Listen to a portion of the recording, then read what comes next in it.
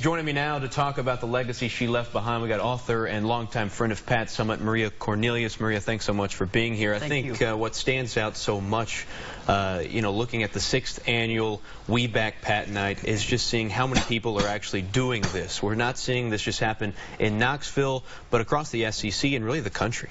Harvard women's basketball is the one that impressed me because they're not just doing a We Back Pat game. They put a Pat Summitt patch on their jerseys all season long. This started with Tennessee, went across the SEC, and now it's coast to coast. And it is an incredible tribute to what an incredible lady and an incredible coach in Pat Summitt. What does this night mean? I know there's so many different things that go into a night like We Back Pat Night, but we're seeing hundreds of thousands of dollars go towards the Pat Summitt Foundation as well as Alzheimer's research.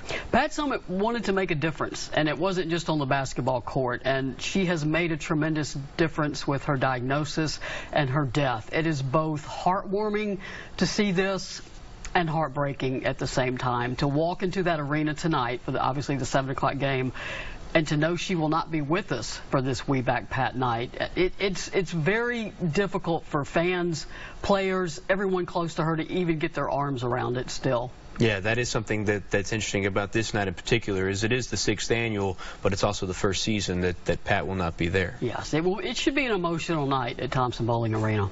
Okay, the Pat Summitt Clinic recently opening as well. I know that's been huge this season as well. I spoke to Debbie Jennings. She was Pat Summitt's longtime media relations chief. She said that she was so encouraged to be there for the official opening yesterday and to see the people who worked there, who designed it, who put it together. She said every single one of them understand the responsibility of walking into work at a place with Pat Summitt's name on the door. And she said it helped her just to see how much difference Pat had made, but like everyone else, the impact of losing Pat just still is hard to accept. Yeah, Pat Summitt, they just had so much of an impact on not just women's basketball, but really across the entire country, maybe even world, as far as standouts go. How do you think this We Back Pat Night has gotten so big across the country? I think part of it is just a tribute to who she was. She had the respect of coaches and luminaries in all sports, like you said, not just women's sports, men's sports. When she died, the tributes poured in from across the world. I mean, the president, coaches of NBA, players.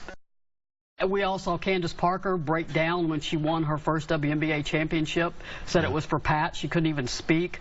So I think people wanting to back Pat has been what's driving force behind this. That people want to support Pat Summitt still. And we can learn more about Pat Summitt here in your book, The Final Season.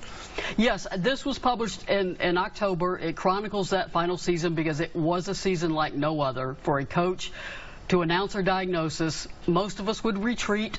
She stepped into the spotlight. That is unheard of.